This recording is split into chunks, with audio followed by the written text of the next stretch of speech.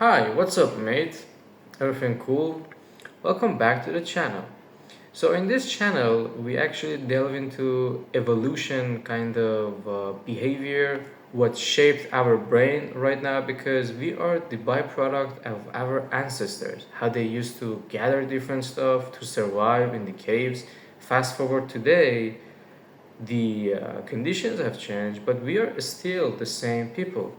And I also talk about some kind of behavior based on the psychology because people do one thing on a repeated pattern. It's not like they text you something and they say, "Oh, sorry, I didn't mean that. That's not me. It's not true. It's a lie." Because most people do the same kind of things on a similar pattern and they keep doing it, and that's the beauty of it. And about our human kind of behavior, you know, a lot of things that we do is based on the human instincts that we have. And by the way, let me know, guys, what you think of my shirt. You like it? Do I look cool wearing the sunglasses and all? I'm very curious to know your opinion. Just comment down below, and yeah, we'll see. So, have you guys ever wondered why you're scared of a specific thing, like a snake or height, perhaps? Or why some people just feel instantly attractive to you? It's based on the human psychology that happened throughout the evolution, these centuries that actually went on. What if I told you the answer actually deep in the DNA that we have still today, written by millions of years of evolution? Everything we do, from the way we love to the way we fear, has ancient roots. Evolution didn't just shape our bodies, it changed everything. For instance, let me give you an example, make sure you understand. For example, these days when you come across like a wild animal or like a snake or something, you don't think about it, you just instantly would get a reaction and just jump back because our ancestors who came across the similar kind of situation that could survive had to possess the, let's say, reactions that would lead them to run away. The ones that stayed died, but the one that ran away, they survived and they passed their genes to the next generation and it amplified. And throughout these centuries, it's been passed to us. So we have this thing in us at the moment. So that's a thing I'm trying to like explain to you guys, because to the naked eye it might be like, okay, this puzzle of pieces are not very related, but if you look at it from a outer kind of space and perspective, all of a sudden all these little pieces kind of get together to depict a really bigger image for the I wanted to say greater good, but for a really interesting kind of part. By the way, if you like this video, subscribe to our channel, and we keep on making really high quality videos on these topics. So when you think about like the fear, our reaction is quite similar, and it's because of our genes as we have evolved. But even emotions like shame, love, jealousy have evolutionary kind of stories. Fear kept us alive. Shame kept us in tribe because we used to live in a tribe.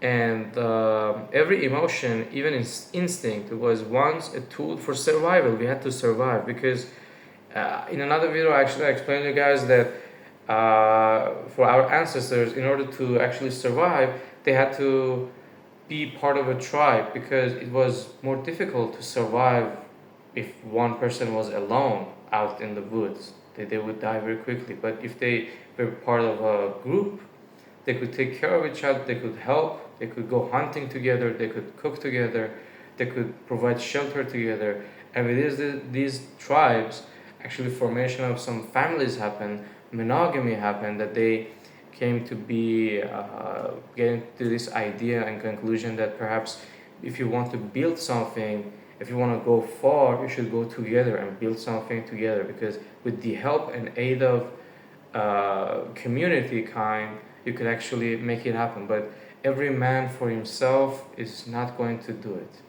and that is an interesting part. And even the way we choose our partners right now is not mysterious. It's according to the cultures and the instincts that we have. People find symmetrical faces more attractive because of the fact that for thousands of years, actually symmetry, well, signaled health and strong genes, because the people who used to be symmetrical, they had better kind of traits.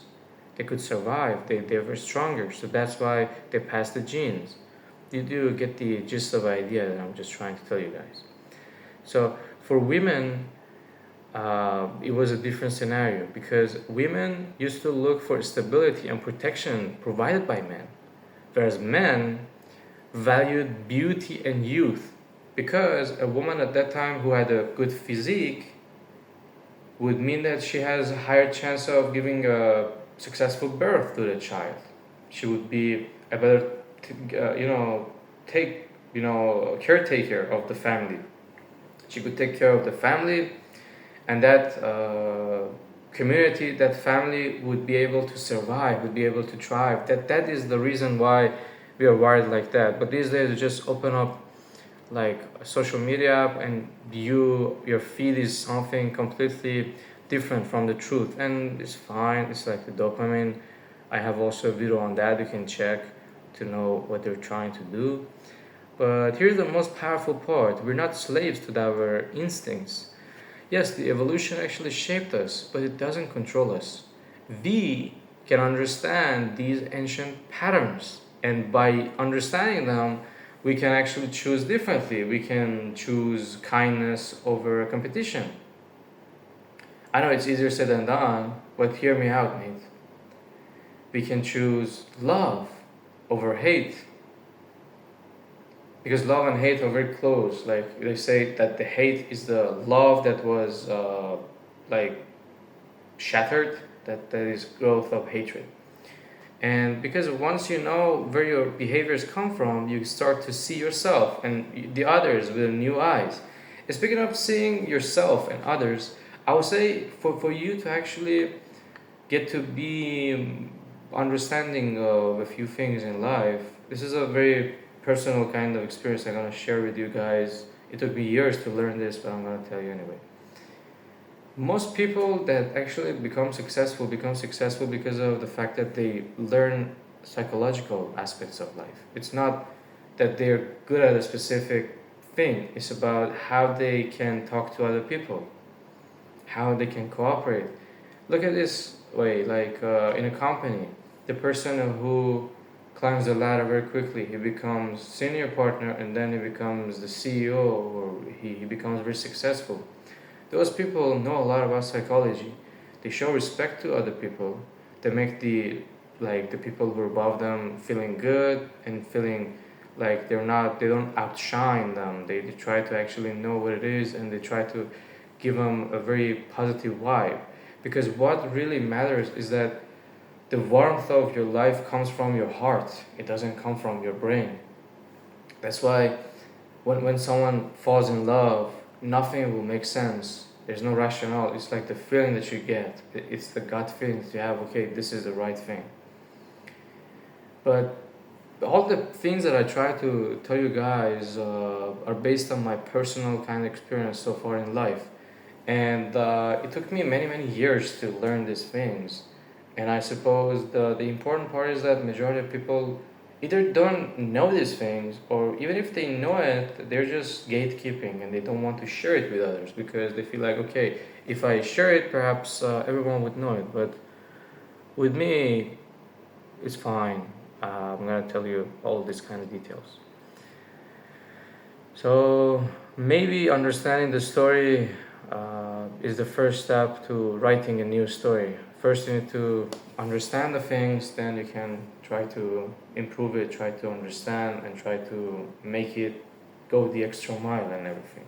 By the way, there is also a playlist that I have on my channel. It's about human dog psychology and how people can be manipulative, how some specific group types of people like psychopath, narcissist, or Machiavellist would be using people, putting like hidden leash on them, and making them do the things. And the point is that majority of people that do these things uh, are not using it in a positive way.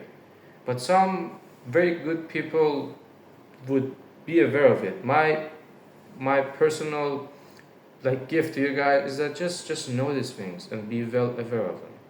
So next time someone tries to do something, you understand the intuition that they have, so that you can be well prepared for it, and also you can know these kind of things. Like I have a video about gaslighting, I have a video about the dark triad, and these are really very detailed kind of topics, and it needs a lot of attention to know them, because they're not very easy to identify. Because the most manipulative people that you see in your life, they don't seem to be manipulative at all. They seem to be very kind to you, and you wouldn't think that they're manipulating you. They don't come and give you an order and say, hey, do this. It doesn't work like that. They come to you and they tell you some stuff, and then you would go the extra mile for them, and you would just stop everything and do it for them. And one person comes to my mind, which happened to be one of my professors at the university. He was the smartest guy in the whole university that I met, and he became the head of the department very quickly. At the age of, I think, 40, he became head of the department, full professor. Great guy, very wise. I really learned a lot from him. Studying at the university was something, but studying his like psychological traits and the things that he did was something else, because he was really interesting, very interesting person. He came, he talked, a lot of people loved to actually pick him as the supervisor and all these things, because at that time I was not very experienced. I didn't really understand what was going on. So I actually studied some books, I talked to some friends, I tried to understand what's going on exactly. What is the difference between, for example, this person than the rest of the people when they want to get to become like the manager or the head of the faculty. They all probably want it, but why does this one get it and not the other ones? That's a very beautiful thing that led me to study these topics. And based on my personal experience in life, I actually concluded the fact that it's about psychology. Because if you want to grow, you need to understand human behavior, how people react, how they think. If you can understand how they think and react, and you talk to them, you negotiate with them, and they talk to you, you understand. Are they going to be able to listen to me and I talk to them, and you feel it and you do your things? But sometimes it doesn't work out, and that's okay, because it's not like one size fits all. Sometimes you try to spread the good thing, and they don't seem to listen, they don't seem to like it. They're not your audience then. I made a video, and a friend of mine said that the two calm men, that's the name of the video. The man who's very calm would be boring, and then they would leave. And the answer to that is that, well, if they leave, they were not yours to begin with, and sooner than later everybody leaves. By the time they stay would define the loyalty. And if you have actually seen like such behavior in your friends or in a partner, that they want to leave, I think you shouldn't beg them to stay. You should actually help them to get out, because when they get out, you have a vacant space, you have an empty space. Then you can look for the right fit. Like there was a saying that said, if you want to buy a car, first go to the garage and clean up the garage and make the right place for the car. Then naturally, more easily, the car would come quicker, because you have to have the possibility of accepting something, and then it would actually come to you. Yeah, I know sometimes it's too good to be true, and it's easier said than done, but sometimes life is just like that. And wow, I look much cooler wearing the sunglasses. Yeah, life mate, sometimes it's just like that. Sometimes you want something, you do your best, and God works in miraculous ways. You want to do one thing, but something else happens because God has plans for you, and He will push you to those plans. By knowing human psychology and the evolution behind it that happened that led to everything being the way it is, you can grow some expertise in your cognitive thinking, and you can ask some questions, and you can be smarter. So if you like this video so far, feel free to subscribe to our channel and like the video. And you probably like one of these two videos that pop up right here.